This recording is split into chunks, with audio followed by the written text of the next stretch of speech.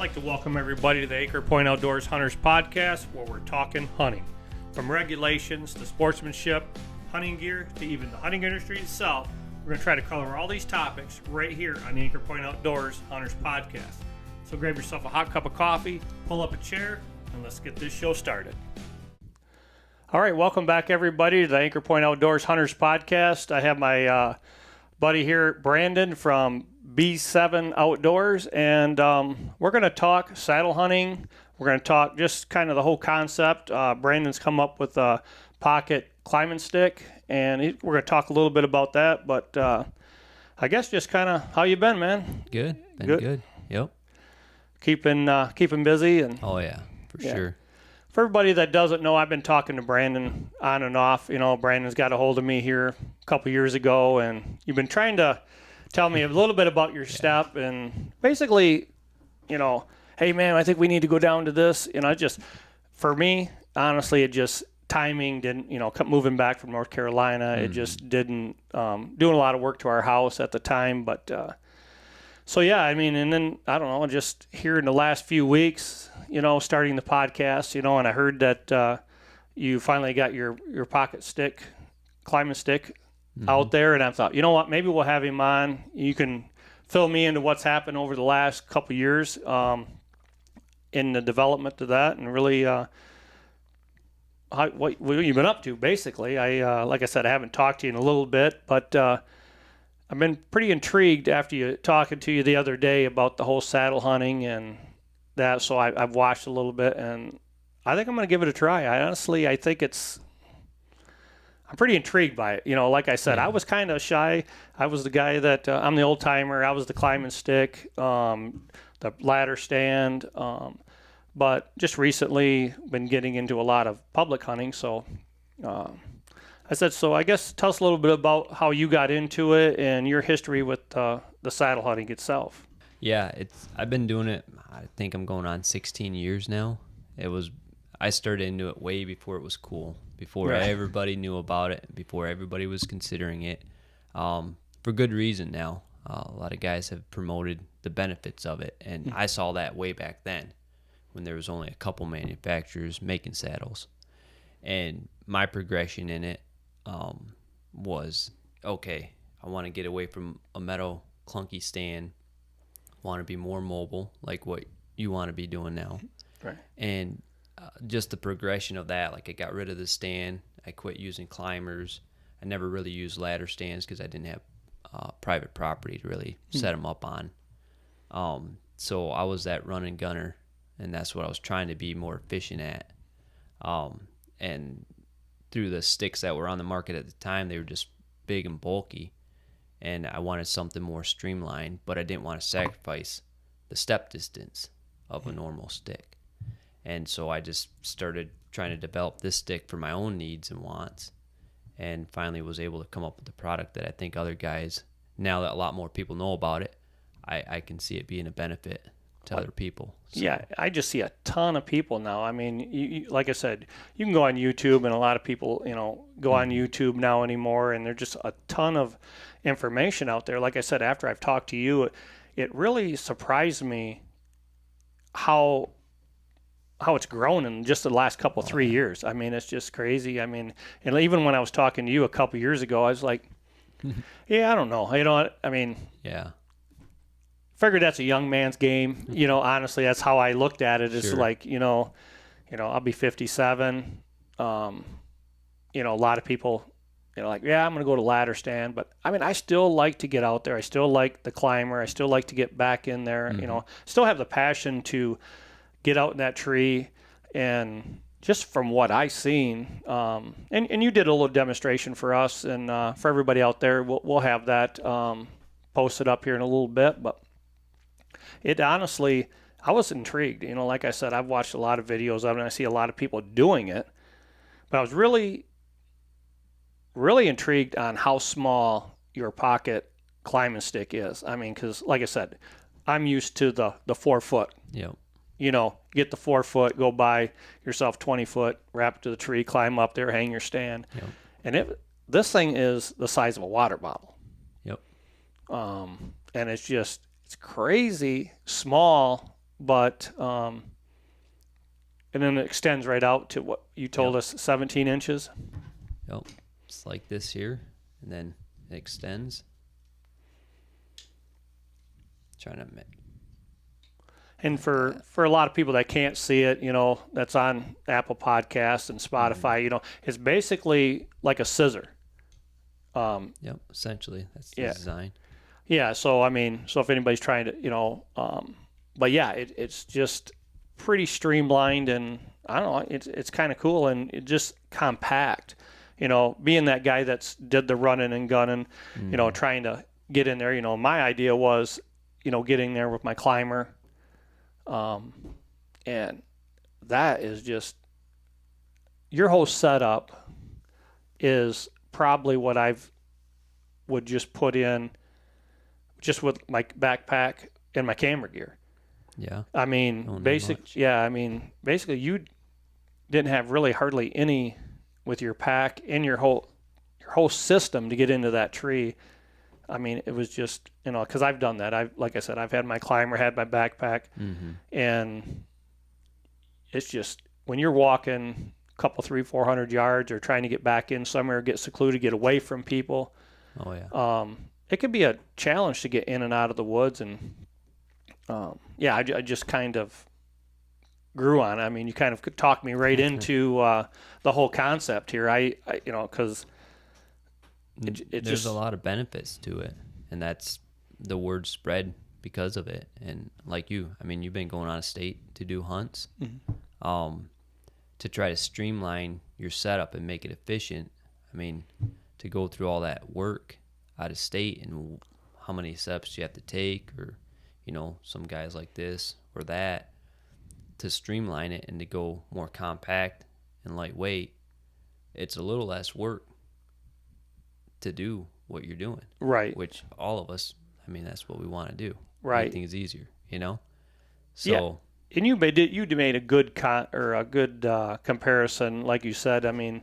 Because I've just recently had issues with people. Even on lease property, messing with my equipment, like going in there trespassing and stuff like that. And with this system, you really don't leave anything in the woods. You just, and like I said, somebody new to the industry of saddle hunting. It looked like it does cost a little bit to get into it, but no more than, when you start adding up climbing sticks and, a climber, it's just way more efficient in my eyes.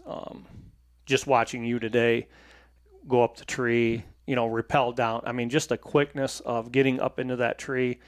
And, really, you look at this stick and it's the size of a water bottle, but by the time you're done, you can put three of these things together, and you're 15 to 18 feet. Oh yeah, easy. With So an aider. Yep. yeah, it's just. So I guess give us a little history. I've talked to you a long time, and I know you basically saddle hunted, and you've talked to a lot of people. What do they say about it? About your stick. What kind of feedback have you got so far? Most all of it's been very positive, especially from people that actually have been using them, field testing them. No complaints there that I've found. And the progression for me, what led to it was the bulk of my climbing sticks. And that's what I wanted to get rid of. And there was nothing on the market at the time, so that's when I started down this road. What's that saying? I couldn't find it, so I built it. Correct. So that's no other choice to get what I wanted. And so that's how it came about. Just my progression and being more mobile led to these sticks here. And the feedback from guys, anybody that's seen them and handled them, and I get that big wow factor once it clicks because it's so out of the box. Like, this isn't your normal climbing stick, your 1-inch tube or whatever. The size, when they first see it, like, it takes a second. Like, they're looking at it like, I see some brackets, to go against the tree. There's some standoff brackets. But then when you expand it and it clicks in their mind, they're just blown away. Yeah, it starts to take shape. And yeah, they're like, whoa. You know, like almost every guy that's seen it in person and that clicks for him like that, that's pretty much the reaction I get. And I'm not trying to brag on it, but that, honestly, that's pretty much out of everybody that's seen it. No, that was actually, when I first seen it, I'm like, yeah, it's, you know, like I said, and I'm new to it, you know, but everything that I've seen, it's that, Standard 18 to 20 roughly, inches or whatever it is. And, you know, they're hooked to the bottom of the pack, you know, and they're kind of hanging them off. Mm-hmm. This thing actually just can fit right into a pocket. I mean, the pocket you had it on, basically, you could put it in where you put your rangefinder. Mm-hmm. I mean, it sits right in smaller pockets, like you said. I mean, you could pack 4 of them in, literally in just small packets on your backpack itself. And that's what I did, but some of the other guys that have been running them, they'll just put them down in their backpack. So there's nothing to catch on anything, which I haven't had any problem catching on anything because it's streamlined in the side pockets of your pack. But some of the guys will just put them right down in their pack. Like the lumbar pack that I have, I can fit 4 of these inside of that, and it's not very big. You saw it. Right. So they are compact for sure, but you don't sacrifice the step distance, and that's what I wanted when I built them, is I didn't want to have to compromise one thing for another. Yeah, and it's just, I don't know. You know, you've done a really good job. It's been, you know, I feel you've got it thought out. I mean, and like I said, anybody out there that's actually looking to want to get a glimpse at this, I mean, you can go onto Facebook. You're on Facebook. Yep. Under B7 Outdoors. You can get a hold of Brandon. He does have these for sale on his site. But yeah, I'm kind of intrigued. I mean, like I said, I've never really saddle hunted, like I said, but I've investigated it, and I've seen a ton of people now getting into it, and the ones that I've seen like it. You know what I mean? They're just like, yeah, it's. But when I talked to you a few years ago, I'm like, yeah, I don't know. I don't know if hanging off a tree like that. But I didn't realize the whole concept. I didn't, you know. Sure. I had it in my mind. I'm going to grab my climber. I'm going to go back in the woods. That's how you do it. Right? Yeah, that's how he did it, and did it for years. And that was my progression, you know, from just hanging a stand to ladder stands. And then if I wanted to be mobile, I went into that climber stand and did that. But yeah, I guess I really didn't put a lot of vision on it to really what was involved with it. But it's crazy how streamlined you can be and efficient you can be and how fast you actually climb that tree. I mean, within just a few minutes. I mean, you were up that tree, and I just, you know, to say you've done it for 15 years, I'm like, man. Yeah, I've been doing it a while, but it took a lot of years to get it to the point that it's at now. I'm sure some guys are quicker in the head than I am, so they might be able to pick it up quicker. I was always after that efficiency, so that was my whole. I was always tweaking things, you know, because I wanted to be more efficient. You know, I wanted to get that down and less fumbling here so I could focus on the hunt. And I knew that these things would benefit me if I could figure that organization out and that quick efficiency to it. But what was on the market at the time, I couldn't do it. So I was always messing with that for a number of those years. And so, I can't see myself. I mean, that the guy that built it, of course he's going to say it right. But honestly, whenever I look at any other sticks on the market, it's just like, why would I go back to that bulk? Right. I just can't see myself doing it. Well, and there's pros and cons. You know, I mean, and we've talked about that. I mean, the guy that wants to hike in and do that, this is probably for him. The guy that's just walking 100 yards out on his property, going to hunt it, you know. But everybody has that niche. You know, like I said, I mean, there's been a ton of climbers. I've been a summit guy, and I loved my summit climbers. I mean, there's a ton of climbers out there, but you could never convince me. But once you get something like this that works compact and you can get it in there, just like you said, why would you go back to the bulk if you didn't need to? I mean, if you got something just as functional and safe as what's out there. Yep. And it just, once again, I can't say enough how crazy small this thing is compared to most of the ones I've seen, like I said, and it's not, you've probably seen it probably more than others, the progression of the price. Oh yeah. Yep. You know what I mean? Yeah, it's went up quite a bit. Yeah, I mean, just like anything else, more popular it gets, the more things that are out there, and the money. So I mean, and we've even talked to. We can talk a little bit about that too, as the price of stuff. I mean, new guy going to get into it. I mean, like you've said before, I mean, you can go with a cheaper setup, but you'll eventually. If you're serious about it. And most guys, what I've seen and talked to guys, they'll get in at that cheaper price just to see if they like it or not.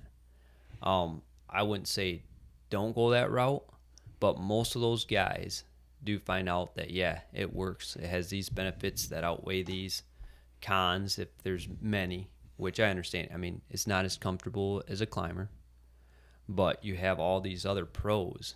You're not limited most of the time to what tree you can climb. You and I had talked about that. Right. Whereas with the climber or other traditional setups, and also like you mentioned, on the different hunting properties, you're doing more public land hunting too, and that's the big thing. You ran into some guys that weren't real happy. What was your options? What kind of work do you want to go through to have to switch your stuff up when you run into a situation like that? Or when was the last time you had setup that you put the work in and set it up somewhere, come to find out in hunting season it wasn't going to work anymore, the deer figured you out, or someone stole your setup when you went out there one morning to hunt out of it. Correct. Yeah. With a saddle setup, you pretty much take it with you every time. Right. And we have talked about that. We talked that on our turkey podcast that we had. Just one thing that deters you from going on public is just the people.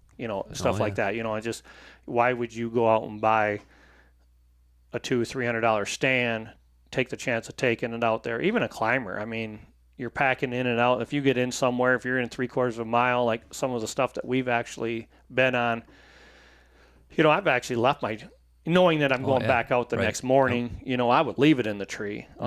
You take the chance when you do that on public land that somebody else see you go in there. Right. But with this system, you pack in, pack out, and and we've always, all of us have been in a situation where we put it up and we end up wrong tree, wrong wind. You know what I mean? We want to get out there, the wind's wrong. With this setup, anything's possible. Like you said, I mean, unless there's not a lot of trees, I mean, you couldn't get into a big tree, but you have a lot more options with this than, let's say, my climber, because you can go around limbs. Yep. You don't have to limb nothing. You don't have to cut nothing. I mean, and I guess that's what really intrigues me with this system and saddle. That I guess I'm more open to it now, because I feel that it, there is a lot, like you said when you were talking out there, safety. There's making sure you have the right equipment, and if you do it safe, it's just as efficient as anything that's out there. I mean, you just gotta wrap your mind around doing things, and other people's made the same comment, just you have to be efficient and make sure you're doing the right things the right way, and be consistent. You're doing the same thing every time. You don't cut any corners. But yeah, I really can see the benefit of being able to move. You get into a tree. I've been in that situation where you climb a tree and then, I think I could have been over here. Maybe tomorrow I'll go over there. And like I said, it's just a lot easier to be able to get in and out of the woods. And I don't know. And that's, you brought up that point too, where you've left your stuff out there, your climber or whatever. Why did you leave it out there? Just from the fact is I didn't want to have to drag it through in the morning. Exactly. Yeah. The work involved with a setup like that. Once you get this setup down, and this is, I wouldn't say exclusively go to this. I always tell people, like you and I have talked, at the bare minimum, get a setup and get good at using it for those times you need it. You may be the guy that, your parents or grandparents, you have access to private property where there's stands already set up. They work at certain times of year. You already put the time in to go to those. All you got to do is grab your bow on the right day and hit one of those spots. When you find out that ain't working anymore, what's your options? Or, you say, oh, hey, the neighbors showed up for deer season. Now they just ruined everything on the property. You don't give up hunting. You go find another spot, right? Right. So if you have a saddle set up, you can do it easier. You can just go back to the truck and be like, oh, got to be mobile today. Oh, they moved in. I got to move out, whatever. And you can take it with you. And then out-of-state hunts, like you're saying. The guys used to have a bunch of stands thrown in the back of their truck and sticks and just chuck it all in there. Get to wherever they're hunting out west, down south, go through all that work, setting all that stuff up, and hope that they picked a good spot for the time they're there. Whereas, like you said, if you had a setup like this, it'd be nothing for you to climb down and boom, run 100 yards, whatever. That unit, oh, this isn't what I thought it was going to be.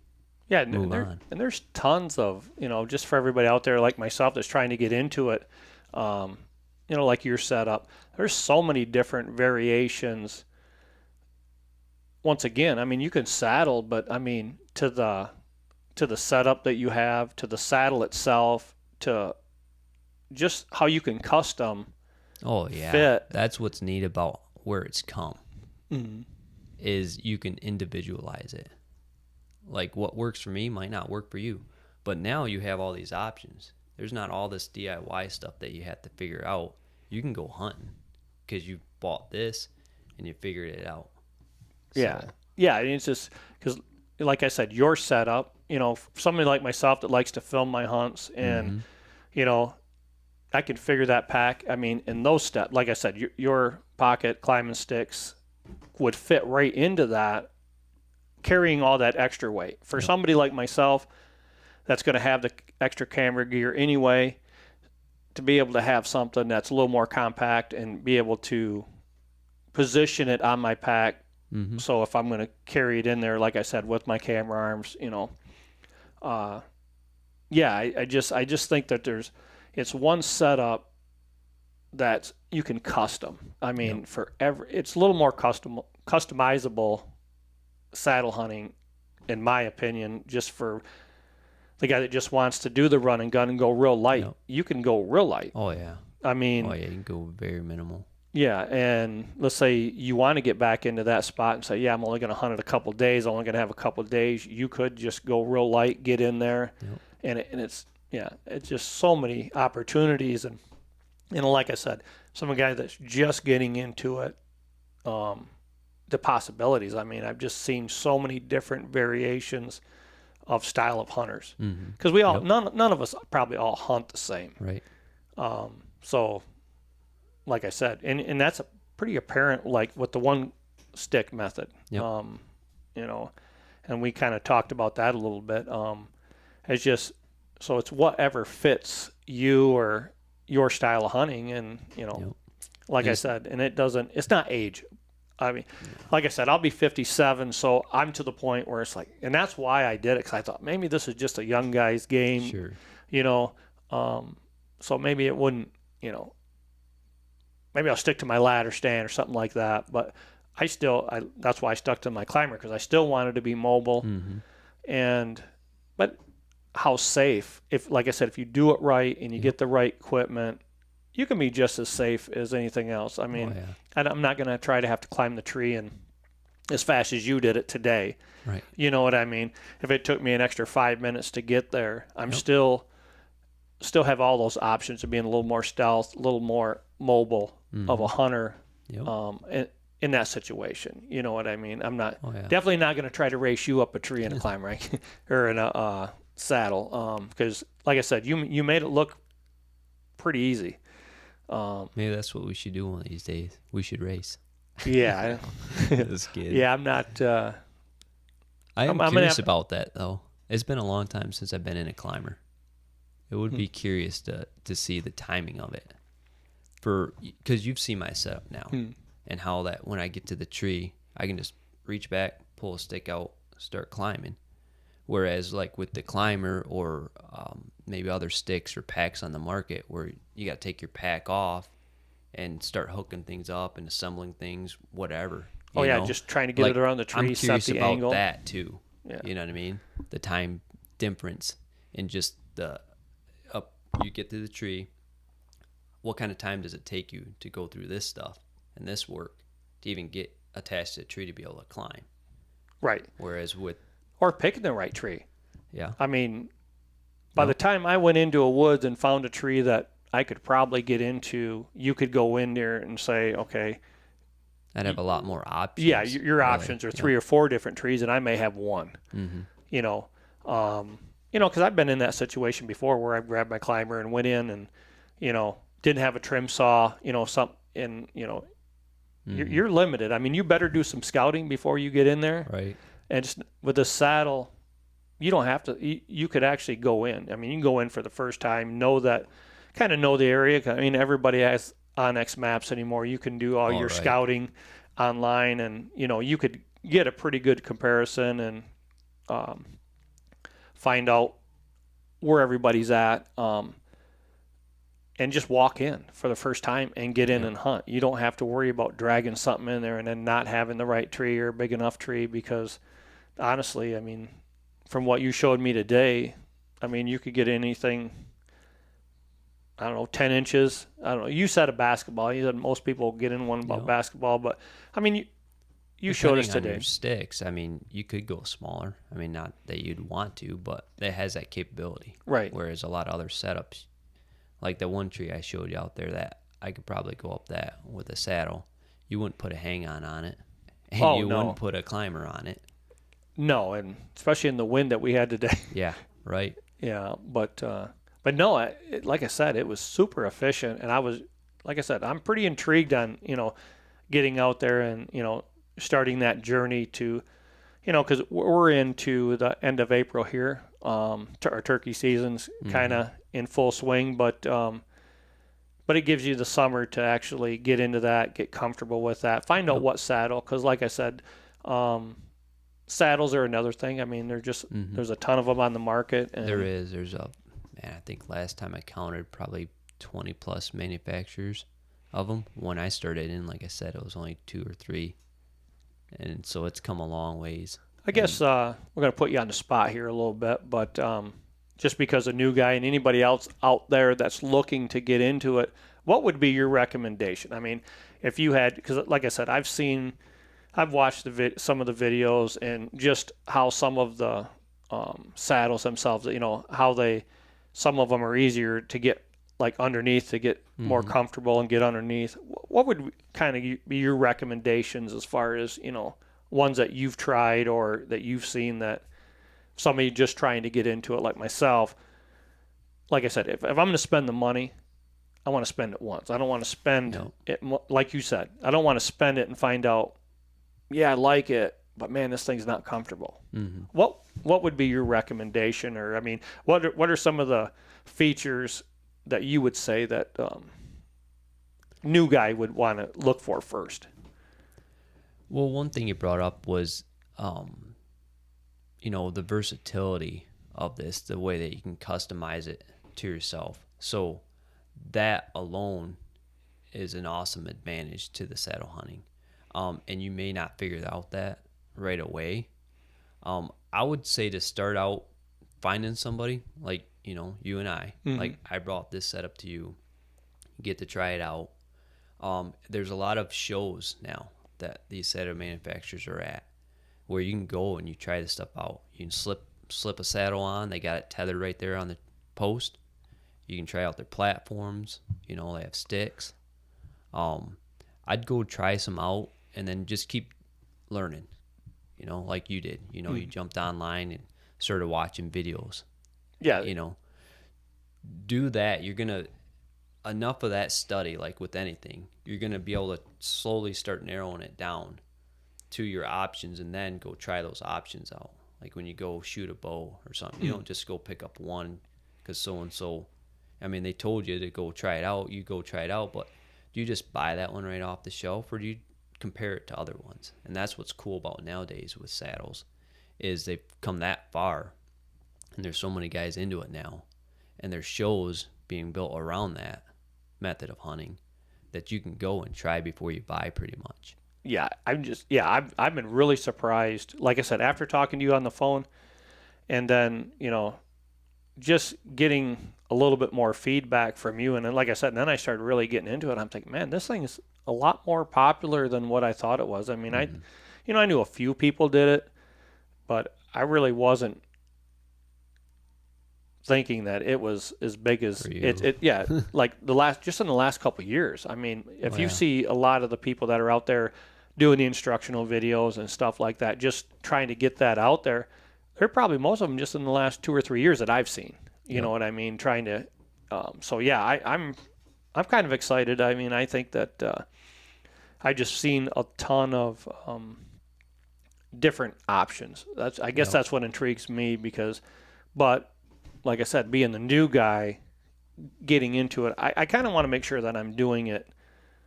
I kind of want to get onto that, even if it costs me a little bit more. I want to be into that where I'm not changing it out. You know what I mean? Because I've seen, I don't know. I mean, what are I guess, because I don't know, but is there any weight restrictions? I mean, because, you get some of those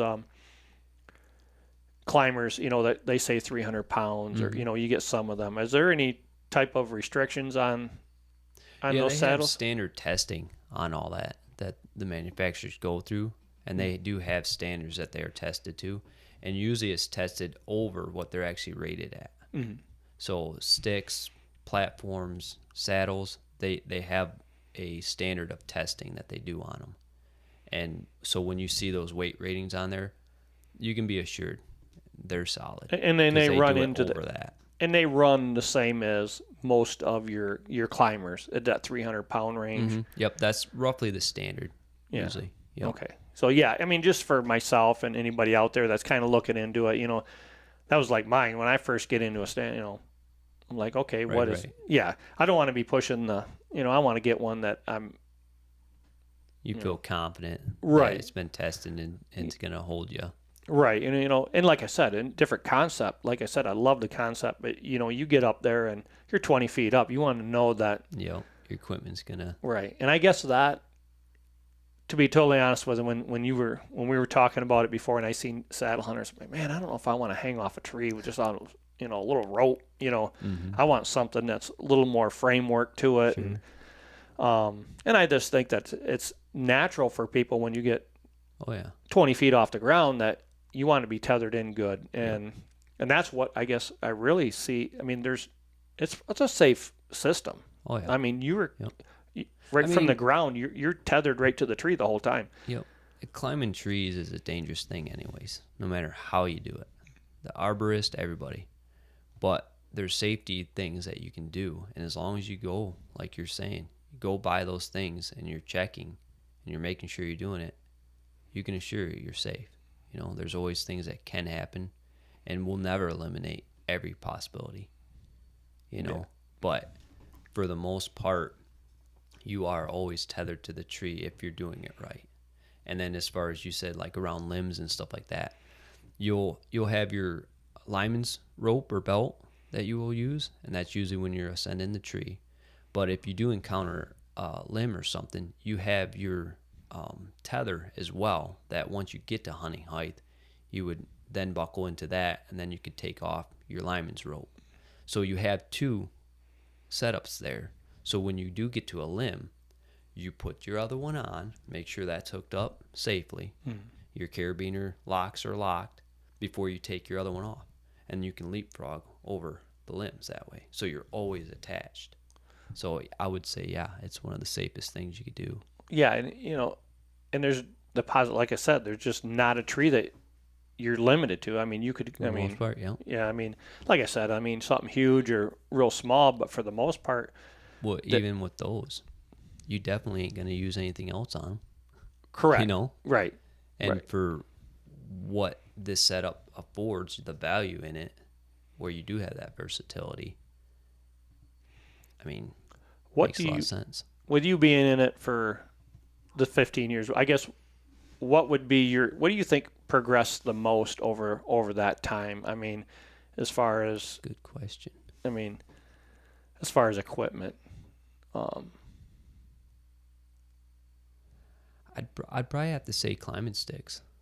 The way you get up the tree has probably been the biggest, because if you think about it, when I started into it, I tried every little thing to be more compact. Like I did the ring of steps is what they call it. So once you get up to hunting height, you got a strap with multiple single steps on it that you can kind of rotate around the tree. So that's another advantage that we haven't talked about. Maybe we'll do that next, about the shooting possibilities versus other setups. But the ring of steps, and then they started to come out with platforms. So you have the old hang-on stands and your climbing stands. They all have a platform somewhere for you to stand. It's always been like that. And then with the mobile hunting thing, when I got into it, kind of shifted away from that, but then realized, man, it's nice to have at least enough platform that you can stand up on. And, you know, if you got to tuck your coat in or put a coat on and then tuck it into your saddle or whatever, you have enough room that you can stand straight up and do that. And you're still hooked to the tree. So if you happen to lose a little balance, boom, you're right there. You're not going anywhere. So I would probably say sticks, because there's always been some sort of a platform set up for the most part for guys. They got a lot of cool ones out there now that are pretty small and lightweight. But I would probably say the progression of sticks, which, I mean, this kind of goes to it, but I mean, the lightness of sticks now, this one, as far as compactness goes, I would probably say that's probably went the farthest in innovation, is how you get up the tree. And then aiders, of course, that was a big thing. When I started in, I had no concept. Why don't you hook a rope ladder to the thing and save a stick and the weight? Right. Oh, okay. Yeah, and just about everybody has that. They're all doing it now. Yeah. Because they realize, oh, look, I can cut out a little bit of weight with this apparatus, and weight and bulk. I mean, both things you achieve with that. And just like when you started out, I mean, they hang that about high height. It gives you that little bit extra where you can grab into it and get you up just a little bit more. Yep. It was cool. You can, lots of guys do it different ways. Like some feel safer just to use maybe a 2 or 3 step aider on their first stick because they're not that far off the ground. They feel more confident in that versus using it as they go up.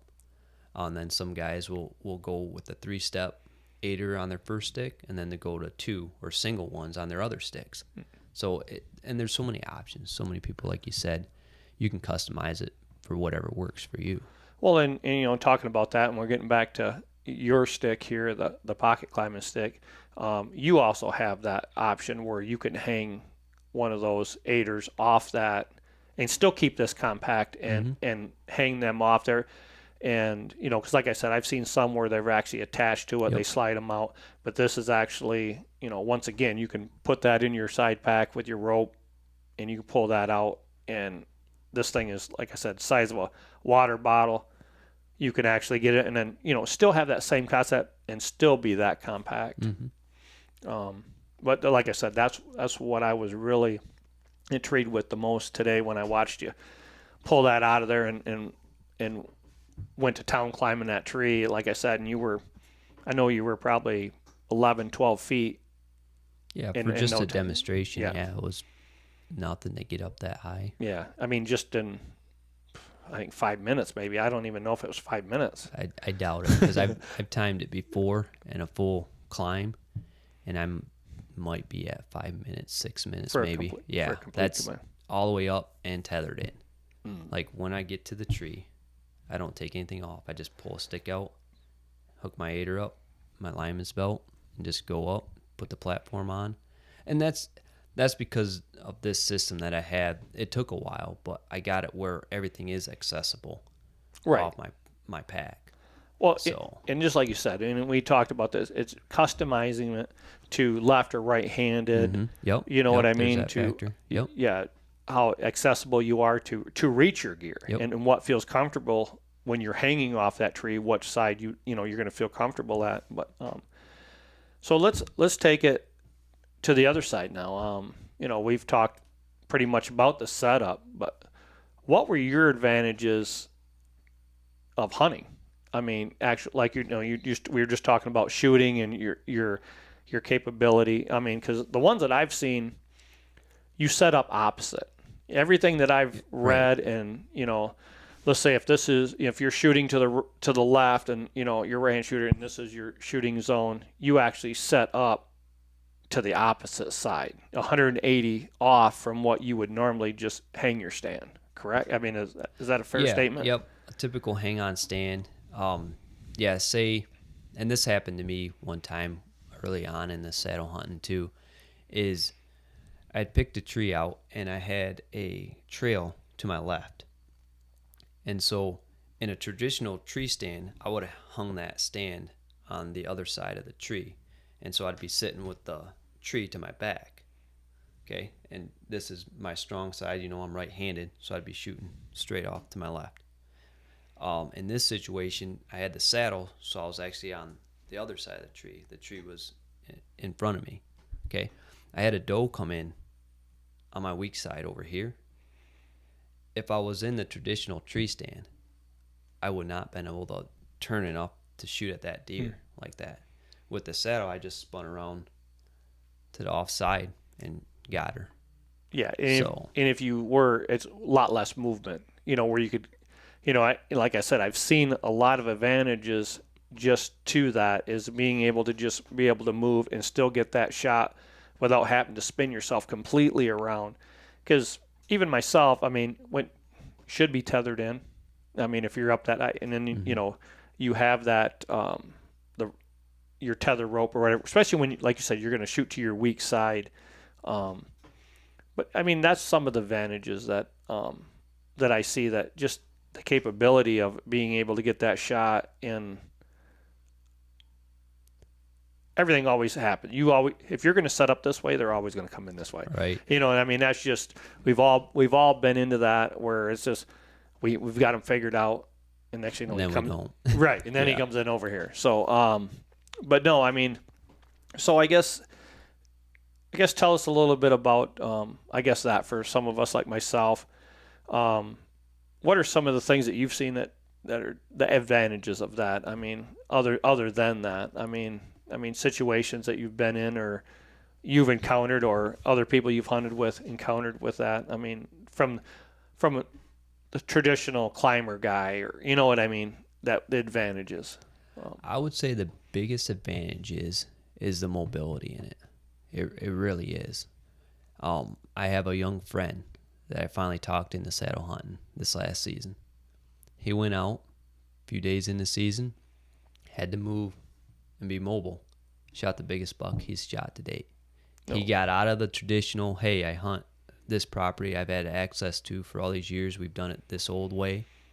Oh, man, this does make sense. Went and pulled it off. Oh, cool. And my cousin, I finally, same way.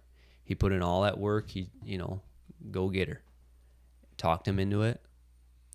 Got to be more mobile. Can't even talk. More mobile. Started bouncing around. He got out of, hey, I only hunt these places. I just put the time in. Something will pay off, hopefully. To, man, I just made this happen in a short amount of time. Not only from being mobile, but even educating himself into, hey, how do deer think? How do they move? Where do I go? Like you mentioned, like the e-scouting, you can do a lot of that. But once you get there, you may realize, hey, I can't hunt where I thought I'd be able to hunt. So I got to be able to move over here. And you've studied whitetail for a long time. You've read, you've watched people, and the one thing that clicked for me too, and I've been trying to be mobile for a while, but the one thing that clicked for me with it was a lot of these guys that are killing these giant deer, almost every one, you listen enough of their stuff, and they talk about that first time in there. That first time in there.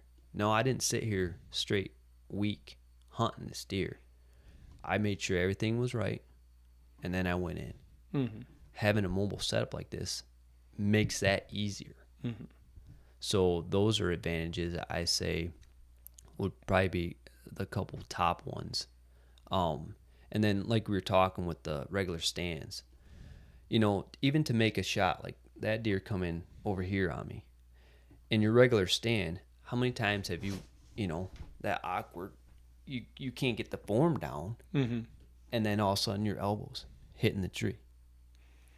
Well, I guess talking about that too, is there any learning curve, because like I said, most of us are on a flat platform. We're not kind of leaning away from the tree. Is there a learning curve? I mean, what are the learning curves to shooting that way? I mean, other than just standing straight up and pulling back. I mean, did you have to change your hunting or your shooting style to do the tether? I mean, to be tethered like that, because most people don't hang off the tree like that. You're off a little bit. I mean, is there any learning curve to that? I mean, yeah, I would say so. It's the biggest thing is getting comfortable with it, and like with anything, it takes some repetition. It takes doing a little more, and that's where most guys will recommend, hey, just tether off to the tree at ground level, and just get the feel for it, the swing of it or whatever. And then slowly, as you feel more confident, work your way up. Because I still remember my backyard, my first time in the saddle, and I got up there. I'm like, I'm not too sure about this. Like, I'm scared, like the thoughts you had. Like, you had mentioned, like, I don't know about just hanging off this rope, like my life's on this one thing. And the more I did it, the more confident I felt. And as long as you do those safety checks, there's really not much to worry about at all. And like I said, in being an old dog and trying to teach him a new trick, you know what I mean, how you've always hunted, you know what I mean, how you always shoot, and you try to be square, and I guess that's just not something that I feel for myself. Like I said, and it's April, so I'm going to get into the tree and practice, because everybody practices in their backyard, but I think this system right here, I'm going to practice more if I'm going to shoot my bow, or when I shoot my bow. Yeah, definitely. I'm going to shoot out of my saddle. Sure. You know what I mean? It's because you can shoot from ground level and probably get into a ladder stand or my climber and shoot fine that way in those situations. But to me, I just see it's, this isn't something you're just going to go buy and go into the woods. Yeah, it's not recommended. Yeah, no, you don't just go grab it like you would a new rifle. Yeah, and then just take it out. You need to practice. Yeah, it's sure. Also, I mean, I'm just, because for myself and anybody out there that's looking into this is a system. Even though it's compact and it's it's a really good system. It's really one that you want to get before season. You don't want to buy a saddle a month before season and think, I'm gonna be a saddle hunter this year. And maybe there's some guys out there that are good at that. I'm not one of them, I'm sure. Right. But it's definitely something that, like I said, I intrigued in getting the setup and actually trying it, because I can see it where it opens up so many opportunities at different things. Like I said, and, we had talked about this too. I mean, you set up a stand on your property, and next thing you know, you come in and the neighbor has his whole property logged off. So, next thing you know, you put all this time in, you set this stand up, the property next to you gets clear cut or logged off. Next thing you know, the deer just start, or they clear this out and somebody puts a house right there. Next thing you know, we've all been, I guess, into that, or had properties we've hunted that's been sold off.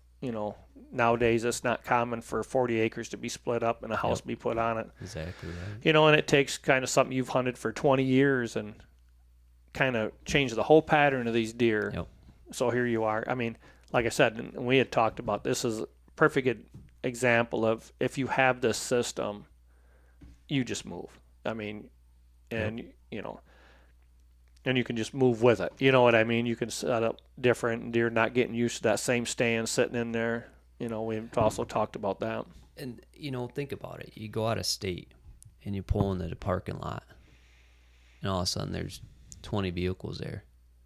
You'd been down there preseason, whatever, set up stands. You get in there and realize your odds are pretty low going in there and hunting. Well, I've been there. Already set up. Yeah. What are you going to do then? You going to go ruin those guys' hunts to pull your stand down to move somewhere else and say, oh, they had it coming? No, public land hunters, we should be above that, really, So what are your options in that situation? Are you out to hunt? You put all that money into going out of state or wherever, maybe even just drive a couple hours in state, and that's the scenario. Well, if you got it with you already, yeah, you just go you scout. can move on. Yeah, I mean, and we do that. I mean, we've done that in several. I mean, we've always had several areas that we've hunted or accessed the woods from another. We have our main, but like I've hunted southern Ohio and some of the wildlife areas down there, and they're anywhere between 10, 14,000 acres, 8,000 acres. So I mean, they're pretty good size, but you have a spot. We've had a spot where we went for years, and I went down there a couple years ago. I was hunting by myself and got down there, and there was 3 trucks there. And of course, and you hit that time where it's rut. Right. This was a system that I could have definitely used because like I said, I accessed the trail the same way, but I was 3/4 of a mile back up and then up off a hill. Yep. I mean, and I drug that thing most of the time. And I mean, and you can get into the end of October where you're still 50 degrees and you throw a pack and camera gear and a climber and hike 3/4 of a mile. I mean, I guess this is why I see this system as being intrigued with it. Yeah. I mean, because of your past experiences. That was mine too. Like, I still remember the hunt that I decided I'm going to a saddle.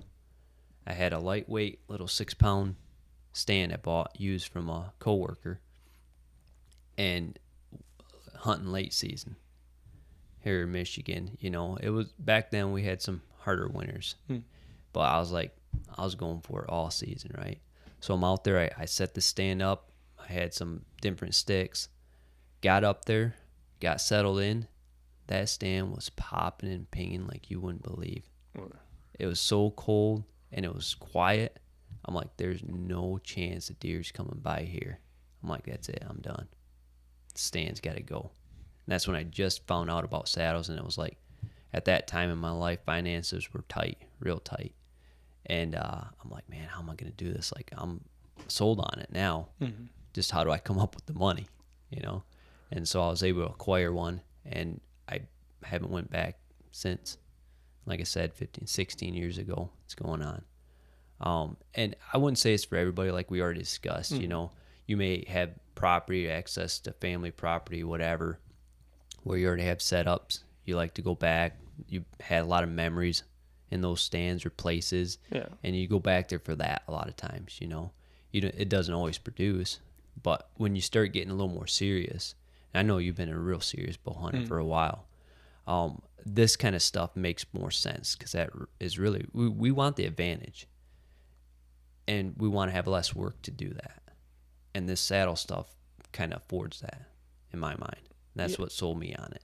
Yeah, and and we've also talked about this too. I mean, and the popularity. I mean, bow hunting is actually from 15 years ago. Even when I started, several years ago, bow hunting is just, and especially with even crossbows now in archery season. Mm-hmm. There's a ton of people out there now. So to be able to get that, to be able to have a light pack, to be able to get in there, go a little deeper, being able to get back in, to me is even more essential. Sure. To be able to do that and get away from people, or maybe get back in somewhere where maybe you have to walk, maybe you can't drive, but if you can get back in there, this type of system. And I guess that's what really gets to me, because like I said, being able to hunt the public land like I am, a lot of people they're convenient. They're going to be convenient. They're going to go into that quarter mile. They're going to go in there. And I'm just the opposite. I'm going to go in there, do my scouting, do what I have to do, but at the same time, not have to run into the conflict. And when we even did, I've had just as much on leased property Me and my son just went through that. And it'd have been nice not to have my stuff hanging out there, even though it was a leased property Sure. and it shouldn't have had What any you're saying. issues, but we did have issues. And this is another system. Like I said, I could have went in there, I could have moved, and just been just a lot less hassle Yep, with yep. somebody messing with your stuff or Mhm.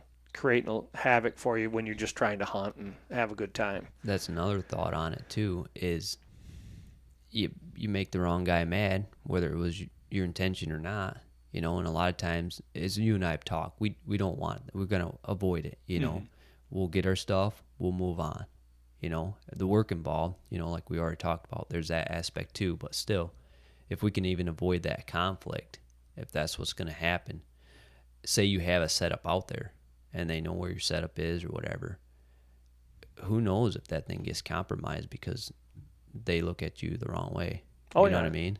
So as safety goes, I mean, that's another factor.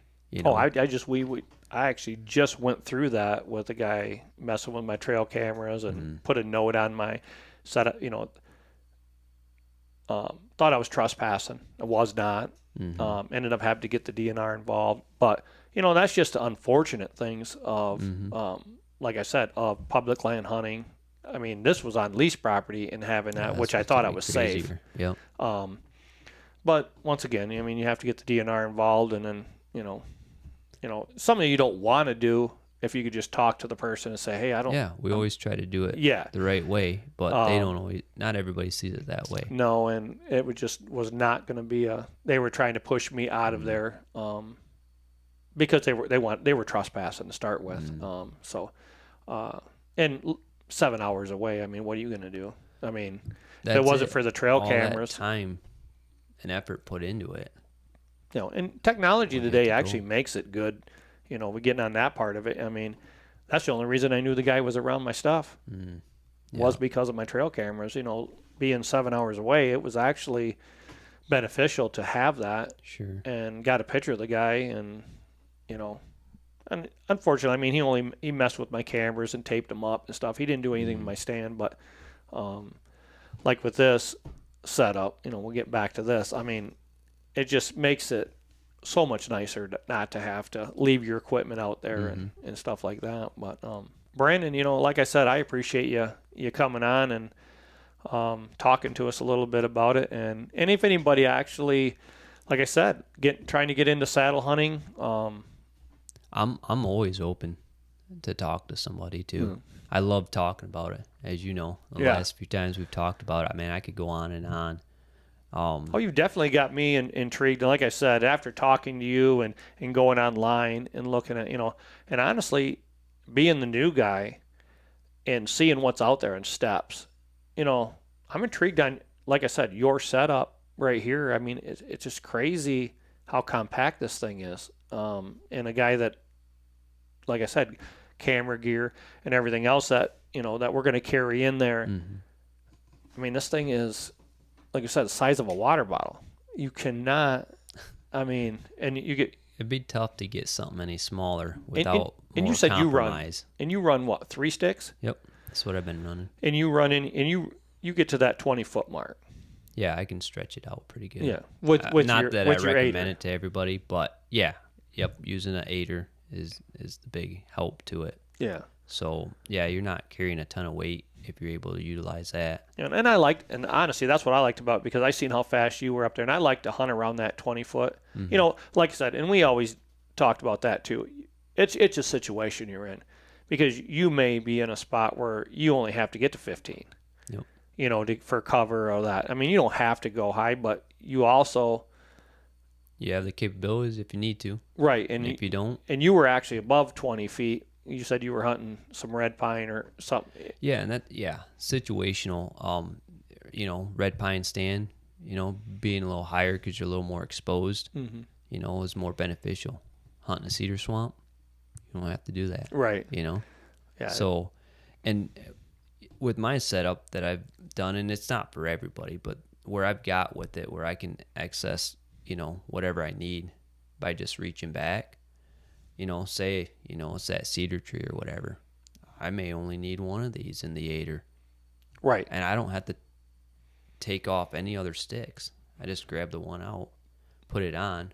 Whereas some of the sticks on the market, you would have that bundled package all stacked together. And unless you individually secured each stick, you wouldn't necessarily be able to do that. You'd end up having to take them all apart or undo the buckle, take the one off, reset it, and reattach it to your pack. So that's, for me, use what you need. Right. And have it set up that way for efficiency. Yeah, not have any issues with what are you going to do? Okay, now you're at 10 feet or 12 feet, and that's where you're going to be. Okay, now you got all these extra sticks. Okay, now you got to hang them or hang them off your pack or hang, you know what I mean? Or some of them to your pack. Yeah. I mean, because you're going to have to hang them somewhere, right? I mean, yeah. When you go up the tree, most guys in the saddle hunting, you would end up taking your sticks off, and then you would have clips or something that you would hang them off your saddle so they're there when you need them. So you start climbing, you can reach down, grab that one off. So essentially with these, with the right pack, you can set them up where you don't have to stage any of these other sticks like that. These can just be ready to go. Right, and they're out of your way. I mean, like I said, most of the time what I've seen so far, they just they take their pack off, hang their pack. There's nothing going to stop you. I mean, once you put your platform out there, getting around it, you're not going to have to worry about any extra sticks hanging out anywhere onto your pack or hanging down from your tree. These things are just super compact. Yeah, and some of the guys that have been running them, they'll run them right in their packs. They don't have to hang them out. Right. You know, I just that's what I found works for me. Yeah. That efficiency. You get to the tree, just start climbing. Yeah, customizable. So, once again, you know, we're right back to that. Versatile. I mean, yeah. So, like I said, anybody that would like to get a hold of Brandon at B7 Outdoors, definitely reach out. He can explain really how sticks work. You know, if you'd like to purchase, they can get a hold of you. All your information's right there. Yep, should all be on the website. www.b7outdoors.co right now. Okay. Yep. And like I said, you're in the works of even doing a little more innovation. Yep, going to try to keep the innovation going. Good. Yep. We look forward to seeing it. Maybe we can have you back on here and we can talk a little bit more. So I guess for now, you know, we appreciate everybody hanging on with us. You know, like I said, we'd like to have you guys subscribe to our YouTube channel, and anybody listen to us on Spotify or Apple Podcasts. You know, if you give us a like, we definitely would appreciate that. We're gonna continue to have guests like Brandon on here. We love bow hunting, but we're gonna talk all mostly hunting related issues. But for now, I think we're going to sign off. And like I said, Brandon, I appreciate you stopping by. Me. Yeah, I appreciate you stopping by. And the demonstration, and we'll have that up there. I mean, Brandon did a demonstration for us this afternoon, and it was pretty cool actually to see it. You know, like I said, it's different to see somebody in person doing it. Yeah, take you through it. So I guess I would encourage anybody to find somebody like Brandon out there that has that set up and kind of talk you through it, because I guess I'm to the point where I want to do it once. You know what I mean? I want that equipment, even if it costs you a little bit more, or cost me a little bit more. I want to do it right, you know, because if it's my butt hanging off 20 feet, I want to make sure I'm doing it right and have all, because there is a lot of things you need to do. There's a lot of safety things that you need to do, and I watched you rappel down that tree pretty fast. You know, don't know if I'm going to be doing that anytime soon. Yeah, but not everybody has to do that. I just figured I'd show you another aspect to it, another option. Oh, it's definitely nice. You know, it's a nice option. You know, to get down. It's fun too. Yeah, I think I want to practice climbing a little bit fast. Oh yeah. First, but.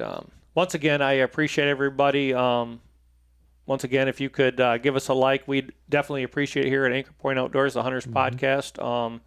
Until next time, we will see you later. Thanks. Once again, I'd like to thank everybody tuning into this week's episode of the Anchor Point Outdoors Hunters Podcast. From all of us here at Anchor Point Outdoors, we hope you have a great week.